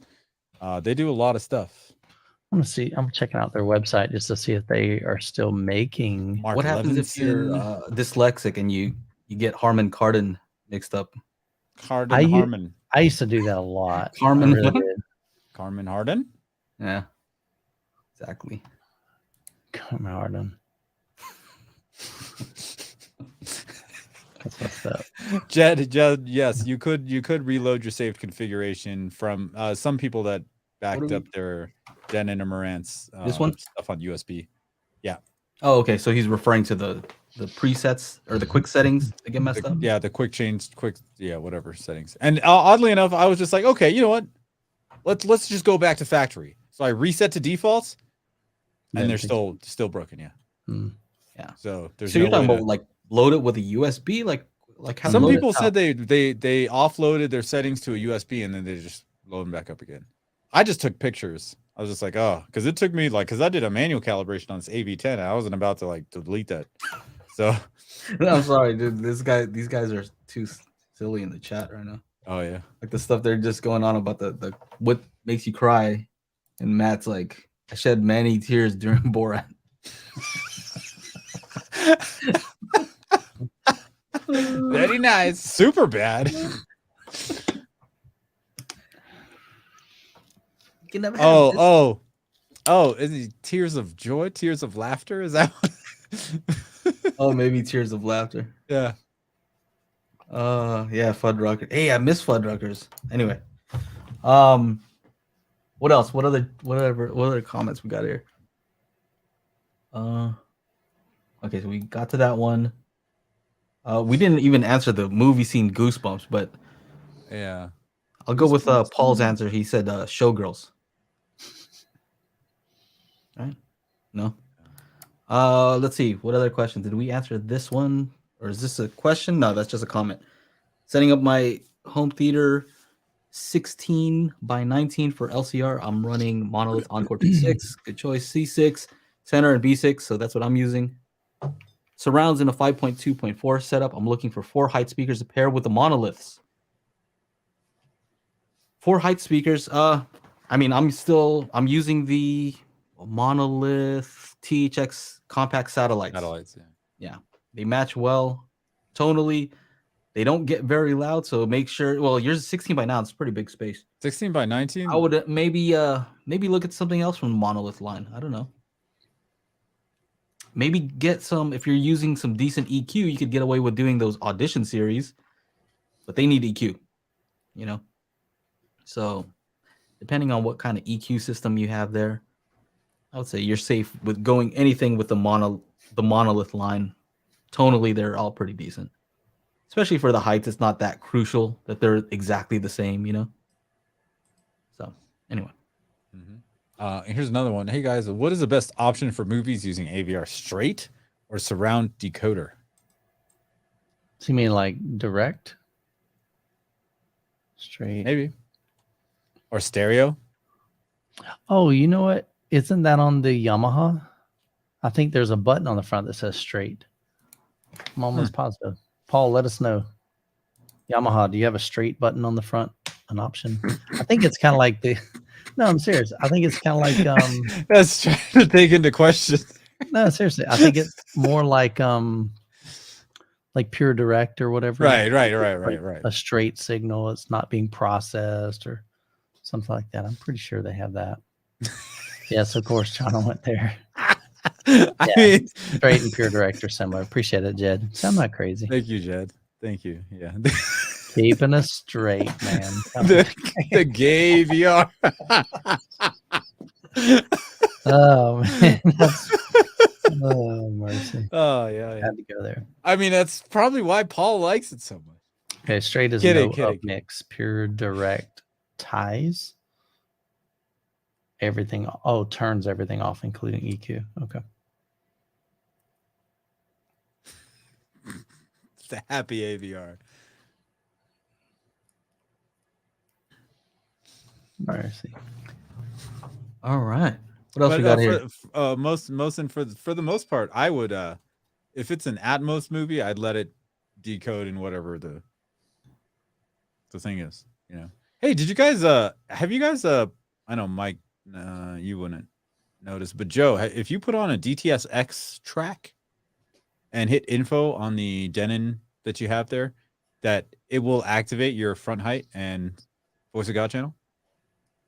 Yeah. I saw like, so example, like if example, like VTS Master or something. I was playing 300, okay. On a Blu-ray player today upstairs, and I have the Voice of God channel. And when I press info, it has like the incoming signal and then the active speakers on the right on a Denon, Marantz, whatever. Right on the left side of the screen, it's like incoming signal. On the right, it has all those little squares. Right? It says front, left, center, da. So there's always one that's not active, and that's a TS, top surround, right? So I turned on one of the Harry Potters, Prisoner of Azkaban, right? Or Azkaban, whatever you want. I turned that on, and I looked at the info, and the top surround is active. I was just like, huh, okay, that's kind of odd. Went into Bad Boys for Life, because that's IMAX enhanced. It did the same thing. It activates the top surround and I uses it somehow. I don't know. Yeah, so Paul. So that's something I can check, right? Yeah, it's something. Try those out and see. Yeah, see if DTS-X and or IMAX enhanced is utilizing or having those speakers set as active, the top surround, your Voice of God, or the center height. I don't have center height, so I wouldn't know. And it shouldn't because. Well, I mean, those are Oro 3D specific speakers, and not, speakers within the 7.1.4 or whatever situation. I guess I don't know what the format is for DTS. Yeah, that's one. Like, I don't even know what the height layout is for that. Do you? DTS? I mean, it was locked at 7.1.4, so I don't know why is it utilizing these speakers or these speakers active for some reason. That's interesting. I don't know. Okay, I'll check it out. So that was on which AVR of yours? The newest one, 3800. Okay, or it could just be a 3800 thing. It could be. I don't know. I'll check it out. I have a 6700 here. I'd have to take it upstairs to see what's up. But okay, yeah. All right, I have some stuff I could test with it. Yeah. Billy P says Mammoth Lakes. I just watched a mini documentary about a dangerous volcano, and yeah, there are so many fault lines here. It's pretty crazy. There's a lot of. There is something that actually made the news. There was an explosion in town. We have a lot of propane tanks, and some of these big propane tanks are for the entire complex, and one of those exploded last week, was it? Something like that. So pretty wild. It's because there's too much snow, and they weren't digging the snow out around the propane tank like it should have been. DTS has an oral layout, says C Big. Does it? On the new ones? I mean, he's rocking the AV10, so I don't know. I don't know what the layout is now. You know, now it's all confusing because whatever it was before, now like oral can you I don't know. Like they all work. Just whatever you have, it'll work. Right? Isn't that kind of how it is now? Whatever you have up there, it doesn't matter. It'll work. That's fine. You only have 2 speakers, that's fine. That's good enough for Oral 3D. I'm just kidding. I don't know if it's like that, but kind of close, right? Like you don't even have to have rears and stuff. Jonna, do you know on the AV10 if it's like that? Have you? I mean, I have all the speakers here, so I Okay. wouldn't know. Oh yeah, you have all of them. Do you guys boost your rears in a 7.1 setup for a few dB after calibration to account for not being able to naturally hear sounds as well from behind you? Atmos as well for the same reason. No, I do not. No, because what if they account for that, right? What if the guy who's mixing it says, well, I know that sounds behind you can't hear very well, so I'm going to turn those up. So if you turn it up, now you're turning it up even more. So what else? Anything else? I don't know. Don't know. Well, while you guys are figuring that out, make sure to listen to the audio-only version of the podcast at anchor.fm/daily HiFi. You can listen on all the different podcasting services. And if you want to leave some super chats, we appreciate that. You know, maybe get some Fuddruckers. Maybe get some more of these. Oh, Mike, you're getting a Zapiti? Reference. I just got to unbox it and get it set up. Nice. I just got my NAS set up finally. That thing is cool. So this one will be just set up working. With got your UPS. What is it? UPS? Is that right? No, UPS has not delivered the APC. Oh, APC. Oh, wait. APC it is the brand of UPS. UPS. We did this. I did this with Paul earlier today. I talked to Paul to like confirm a couple of things. But yeah, it's a stupid abbreviations: JBL, SVS, RCF, QSC, USP, KLH, BVD, BBD. The East Coast family. Never skip the beat. Nah, moving on South Street, just like. Okay. What else? So Mike, my video is about once you have as a PD and you have like one drive. What happens when what do you do when you need more space? Max that out. Yeah. Once you max that out, what are you going to do? You just map. So you just add that to the map, right? Or can you only map to one? Like I know when I reviewed the oh goodness, not Zapiti, but the Zadu. So you can go in there and you say, okay, I'm going to map to this address, which is basically a hard drive. Right. In this folder. Okay. Add that library or add it to the library. Add those movies. Yeah. Wouldn't you just add the other like? Well, it depends. Did you have a 2 drive? Is yours the reference a 2 drive?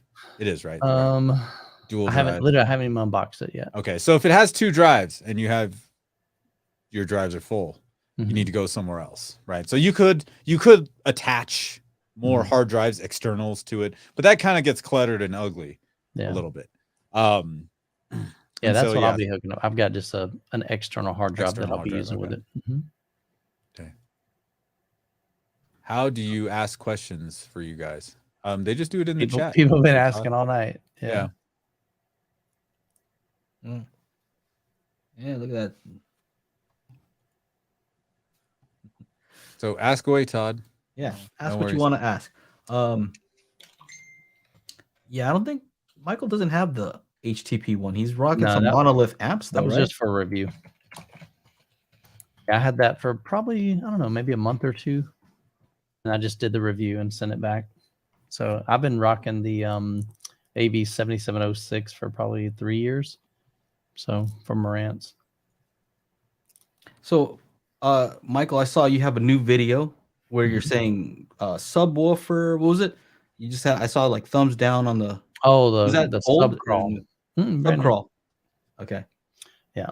Yeah. It was Solid. basically I have some questions though. First one is, did you set up your camera and you just like went on your knees and you're like, yeah, and it was like over there and you're like, and then what did you do? You set the countdown or what? no, I just Or film. I just film and grab a still shot. Oh, okay. All right. Yeah, it's easier for me to do because that way I can do different facial expressions and whatever, and then I just go through and scrub through the video and go, okay, I'll take that one because it's a 4K still image. That's funny. So, yeah, that's this too is much insider stuff. I want to know, like because it has to be far, and then you got to go over here, and he's like, am I in frame? Yeah. How's my face look? Is my butt too high? Do I need to get it in here so I can get some of that bootyliciousness? Or for what, the AVR? I'll for the AVR. What you guys over here talking earlier, man? I haven't watched it yet. Yeah. So really, it's just challenging all right. So in all these forums, even on major websites, they all suggest like, all right, let's just throw them out there. Even the SVS, they're like, yeah, do the sub crawl. And I'm like, I just feel there's a better way. And what I challenged is I just said, okay, here's 5 reasons. I don't think the subwoofer, I think it's flawed. I think these are some issues with it. Not that it can't be used. I get it. I mean, you got a $200 subwoofer. You're not going to buy a calibrated microphone. You're not going to buy a mini DSP and things like that. So I get that. But I get the impression from a lot of people, like this is the end all or be all. Like you're just supposed to do the sub crawl. And I'm thinking, so you didn't put the JTRs on your seat? I talked about that. I talked about that. I did. It would probably break your seat, no? Yeah. That probably wouldn't be good for the leather or something. It's not a good idea. Like, yeah. So it's, there's definitely some issues. I talk about how, when I had PB16s, they wouldn't fit in that chair. I'd have to put it across the armrest. Now you're going to scratch either the piano black finish on the PB16s, or you're going to bust up your cup holders and your controls, things like that. So it's not ideal there. The biggest thing is serious subs are heavy. Yeah. Well, 107. Well, the PB16s are 175. Yeah, they're heavy. My Captivator RS2s are 220 pounds. So they're you not, can bench that. So yeah, we ain't talking about benching. I can handle that. Yeah. So okay, so I'm not trying to give away the whole thing. I don't care. No, it doesn't matter. It's just that I kind of caught on Facebook where some guys like, oh, this is misleading. Yeah. You didn't like you didn't like what you were saying. I've never done a subwoofer crawl. I'll be honest. Yeah. Never done it. Like, I've done a bar crawl. Is that the same? You know what I mean? So think about this. Here was another reason that I mentioned that it's flawed is that, yes, you're crawling around. You're trying to hear what we're taught and what we're told. You listen for the smoothest and most natural sounding bass. Number one, what are you referencing that with? The Spatial Audio Toolkit is, you can buy it at Spatial CD. Yeah. Okay. So when you're doing that, you don't have listening for. You don't have any reference. And then my biggest thing is you can't tell if you've got a null in these frequencies. You might have good bass response over there, but maybe that's 50 hertz. And that music is pounding. You're like, oh yeah, that's the best place to put my sub. But you got this big nasty dip from 30 hertz and 40 hertz. That's not a great place to put your subwoofer if there's a better location. And what if you find 2 locations that kind of sound good? And my whole point was, unless you're taking measurements, you're really just guessing where the best place in your room is to put it. So, and that's all I was trying to say is I think there are some flaws with the subwoofer crawl. Yeah. And I think there's a better way, and that would be to take measurements. So, that's what's interesting though is I haven't seen like specific instructions. This is how you do the subwoofer crawl. Most people tell you that. But like what you're saying is, what content are you supposed to play? Right. Right. Yeah. They don't tell you I've heard is like play a track that has some bass track, bass, it has some bass. Yeah, exactly. Anna, is all bass the same? No. Like is all bass 100%. hit exactly from, hits 250 hertz down to 20. Yeah. And that's what's so funny. Joe was like, hey, let's make a tone. Let's make a tone that's full range. I was like, okay, here, let's do this. And then I said to him, he's like, dude, that shook the whole place. What was that, an 808? He's like, that sounds like some hip hop. So it's like, yeah, no, not all bass is the same. Definitely. So just like, and if, you know, if all three of us were tasked to find a track with some good bass, we'd all pick a different track. Like there's no, if the instructions are pick a song, any song that has a good bass, like I'd be like, okay, well, this is going nowhere fast. Yeah. You know, hey, Adam, take care, buddy. I agree with that. Like it's, see you later. Thank you. Yeah, I agree though. You know, if you're playing any track, the bass is going to be at different sections. Maybe it's centered around 40 on this one track, centered at 60 on this other one. So that's not a reference, right? You can't just use any of those. And maybe you have something with a little bit more. Maybe it covers from 20 to 40, right? But you'd really have to like listen to. I'm trying to think what sound would be the best. So pink noise would play all of them equally, but most people don't know what pink noise is supposed to sound like, you know, in those lower frequencies. Like you can take out 30 hertz, you know, the whole section. And I don't think anybody can say, oh yeah, something's gonna sound weird, but you're not gonna know it's 30 hertz. Maybe some people, right? I mean, I've seen mastering engineers like start rolling things off at 30 hertz and rolling things off at 17K. Like No, I get it though. It's kind of a weird thing. To plug our toolkit though, the reason it's useful is because there's a visual that goes along with it, right? We're gonna play these tones, and then you see it on the screen, and they're not so close together where it's a sweep, right? You can hear them. You don't care if it's 32.5, right? Yeah. Right? You just need to know if it's like this region, right? Yeah. So we break it down pretty quickly. And the fact that there's a visual and it goes down and then goes back up, it kind of makes it easy for somebody who's doing it by themselves to kind of go around. Yeah. And the best is playing the LFE track if you got some subwoofers. Yeah. And be careful. Yeah. Did you see my video? I had I could hear my shower doors rattling in the bathroom 3 rooms away when I was playing that. But of course, do not recommend loud volumes on the LFE track. Yeah. We are not responsible for any damage to your home or your subwoofers or your hearing. Although, you know what? My dog really did not like that one. Blanche just came running over to me like, oh no, what is this? Anyway. M-Wave will be rocking. M-Wave. What's happening here? Oh, here. Billy P says, people like SVS say, if you can't do measurements, you can do the sub crawl. They say pick a bass heavy song or scene that you're familiar with and do the crawl. Yeah. Same thing though, because you don't know which region the bass is at. If I said pick your favorite song, and then tell me where the bass is centered on that song, I have no idea where the bass is on that, on this track. I'd have to use a measurement tool. It's hard to tell. Like you can use the spectrum analyzer. Okay, bass kick's happening around the 70 area, but it's still an area. It's not like something exact. So it's tough. And I just wonder, what does the accurate bass sound like? You know what I mean? And that's like some of the instructions we're given. Listen for most accurate bass and smoothest bass response. It's like, I just don't know that we need a mic for that though. Yeah. And that was really just the premise of the video. Not to say that it's garbage and you can't use it. I just think there's a way better way. Is it? So you think it's a bad idea though? It's a bad idea if you have the means to do. If you have $110 for a mini DSP, or I think $80 for a Dayton audio microphone, I think it's a bad idea, because I don't think you're getting the most out of your subwoofers. So if you're going to spend $1,000 on a subwoofer, why would you want to have it not perform as well as it could? Optimal. With an $80 microphone. I just think that, but again, if you've got a $100 subwoofer, okay, I get it. Just do the sub crawl. But if you got 2 subwoofers, what are you going to do then? Again, it's got flaws. You can't use a sub crawl to figure out where to put 2 subwoofers. Yeah. How do you figure out, what delay? How do you figure out their distance? You can't. Yeah.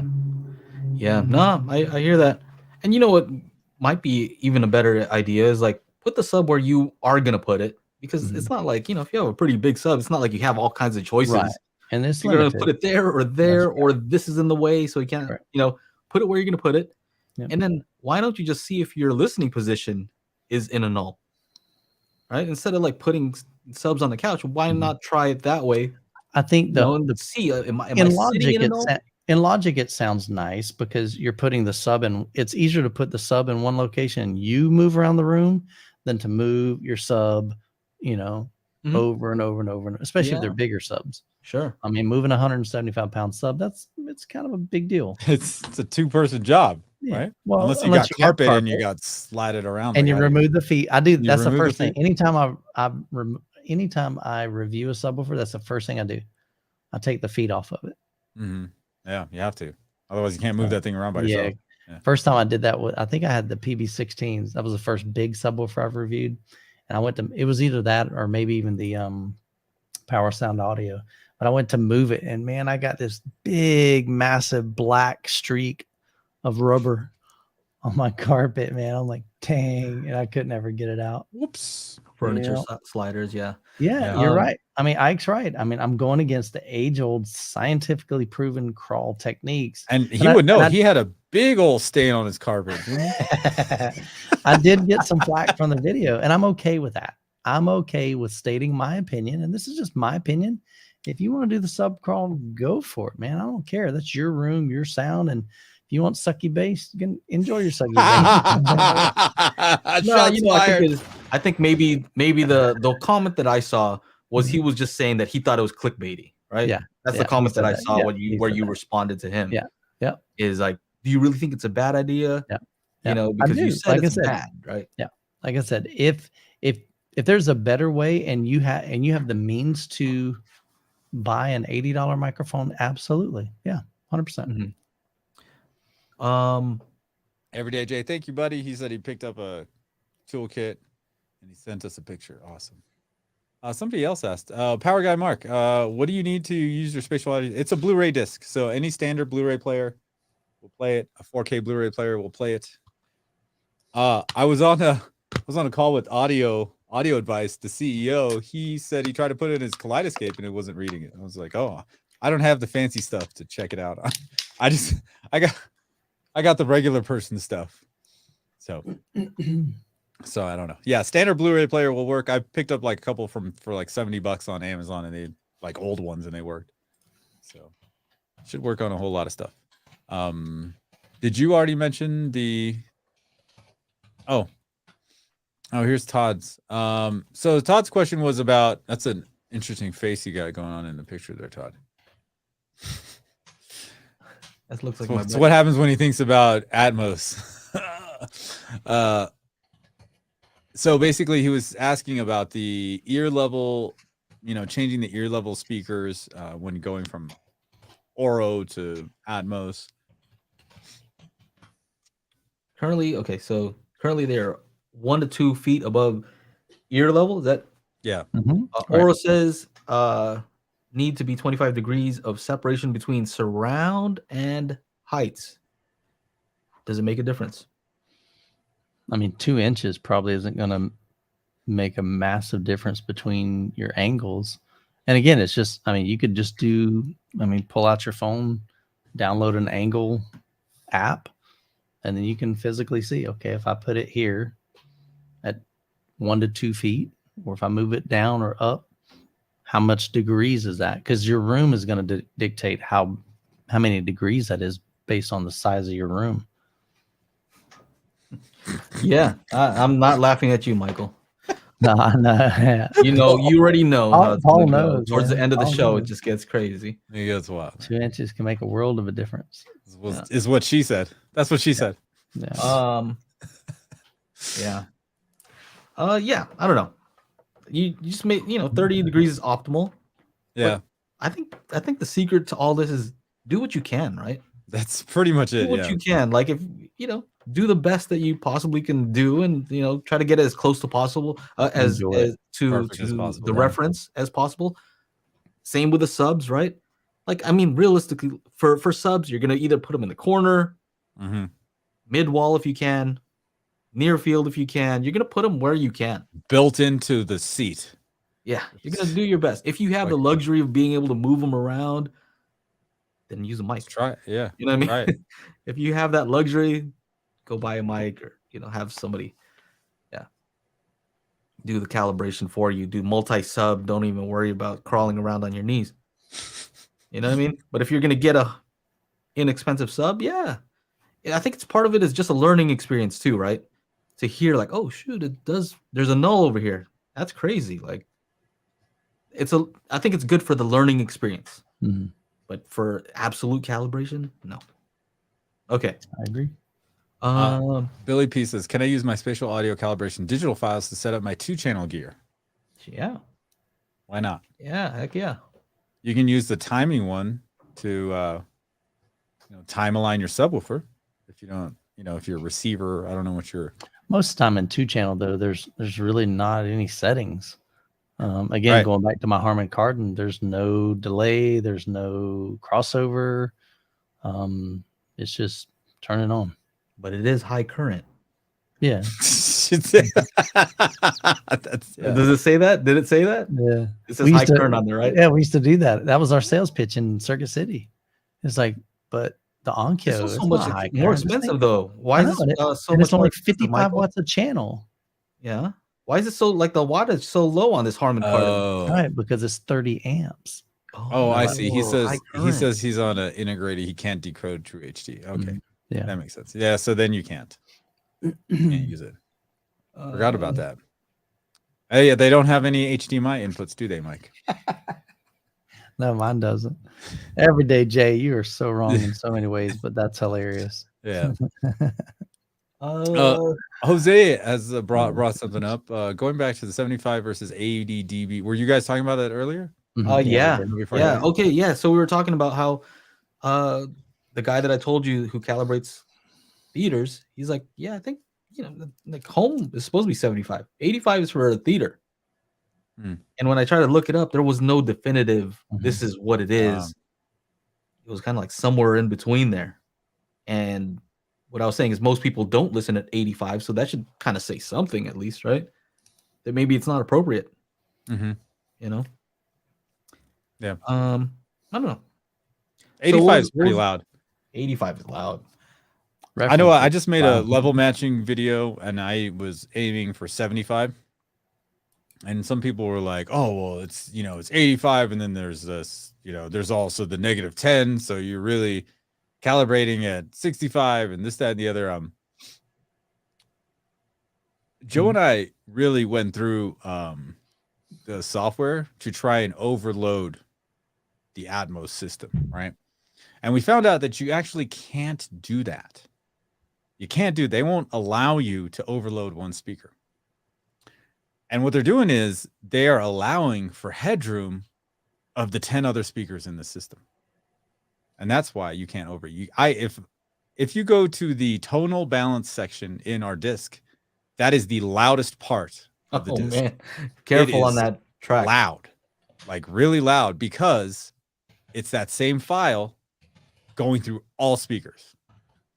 And that's why, when you imagine if you were to calibrate, at 85 and have the same thing coming out of all 9 of your speakers, 11 of your speakers, 13, just shit would be loud, way too loud.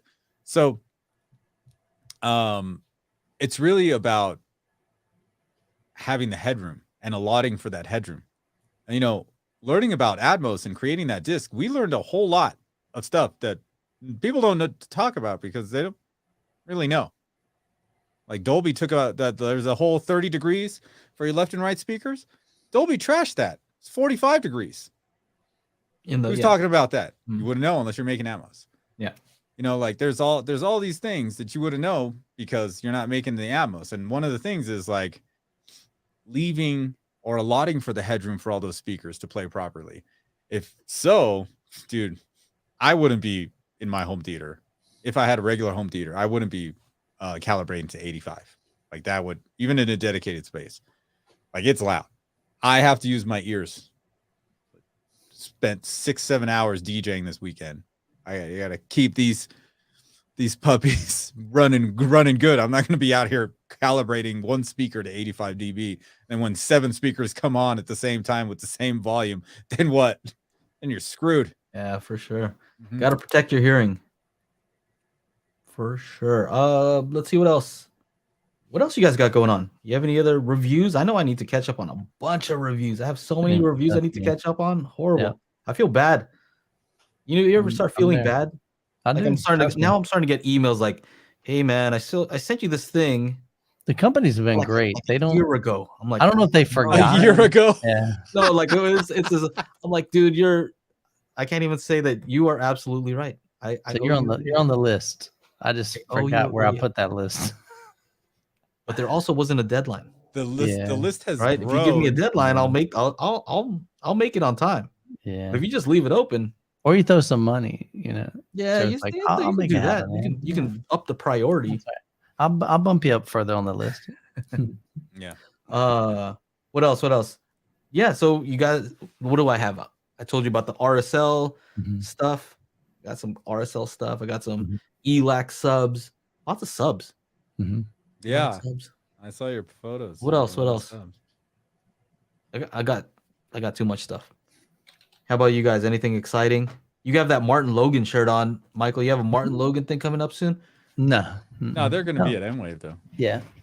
They're supposed to send me the new motion series, but I hadn't heard anything. But I'm so behind on everything. I'm not following up. It's like if it comes, great. If it doesn't, I've got some. I think 3 speakers and a subwoofer coming tomorrow. No, I'm sorry, 3 speakers and an AVR arriving tomorrow from Definitive Technology, and I think they're sending me a Denon receiver. And then I've got a AVM 70 to do from Anthem. I've got the Zapiti. I have. You got a lot of work to do. Okay. Yeah, I got a whole. And by the way, if you notice, so like Michael, just to let you know,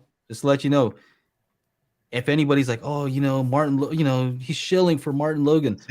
You know what? He would wear that shirt if it said Sova Baton. Yeah. Sova Baton. Yeah. Here's the thing: if it's comfortable, that's all. I mean, I like polos, and here's why I wear polos, because it's easy to clip on the mic right here. Yeah.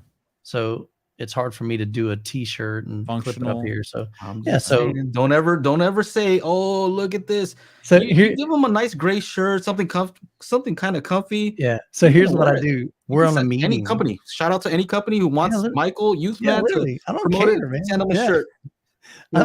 It's true, because like we're in a meeting like this right here, and I'm talking, Joe works for Martin Logan. I'm like, Joe, man, dude, I like that polo, man. How can I get one of those? Oh, just send me your address. I'll send you one. Sweet. Next week, I'm on a call with Perlison. Dude, I was at Cedia, and I told Eric, I said, Eric, dude, I love that shirt, man. That's rocking, man. How can I get one? He's like, oh, just text me your address. I'll send you one. So, heck yeah, man. If I'm these hitting companies them up. were smart, they would just be sending out shirts. Like, send them there, all of us, man. Shirt size. Yeah. Youthman, this is his shirt size. That's right, man. Preferred colors. Hey. Yeah. He'll be wearing Valencia. He'll be wearing whatever. We need to send Mike a SACT polo. That's right, dude. We need to get some shirts made. Send them to Michael. Spatial group shirts, yeah. He don't wear hats. He wears beanies. Yeah, beanie, just right, boom, right there. Beanie. Spatial CD. Yeah, I can guarantee that would be terrible if I said it, but I'll probably say it anyway. Probably the Sofa Baton t-shirt will be better quality than the remote. The remote. So I'm wait, no. Kidding. Oh, there's a good one. Perlison T, 10K. Oh yeah, there you go. That's right. You gotta spell it right though. Yeah. Perlistian. That's how Gene pronounces it. Perlistian. Yeah. So I don't want to hear that. I'll wear that too, probably. Pretty cool shirt. Yeah, it's honestly, it's probably the softest polo I own. It's actually porish, and when you take it off, you can look at it through the light and you can see like all the pores. So it breathes really, really well. What do you got on right there, Chana? It's really nice. Somebody was saying that you look good in salmon. I think it was Keeping Up with the Joneses. The Daft Punk. Yeah, there you go. shirt thing. Sponsored. That's cool. Yeah. Sponsored. I wish They're hitting him broke it up. man. They're hitting him up. I know, right? Fergie's like, that's my. Oh no, that's wrong group. Fergie. I was thinking. No, where I was Black Eyed thinking. Peas. No, here my brain was going. What's the? I don't know what song it was, but they're all wearing like the spaceship kind of. I know what you're talking about. Boom Boom Power or something. I don't know. Yeah. They were wearing kind of the funky mask, so that's where my brain went. Wrong group though. Yeah, they call it swag in the biz. Yeah, Swag. Yeah, some swag. Swag stuff we all get. Can you add that to the list, Chana? We need some swag for people. We need some swag. Shit. Yeah, I come with swag, dude. I was born. We're gonna send us some swag. Wow. Yeah. All right. Are we at 6 o'clock? Oh yeah. Yeah. I gotta get out of here. Let's go. All right, ladies and gentlemen, thank you so much for hanging out with us here at the Daily Hi-Fi Podcast on the Daily Hi-Fi YouTube channel. If you're new here and watching on the replay, make sure to subscribe up, hit your notifications so that you get notified when we go live. But we do this every Monday, 4 p.m. Pacific, 7 p.m. Eastern. On behalf of myself, Michael, Joe, we'll see you. Love you guys. Bye. Don't forget to become a patron.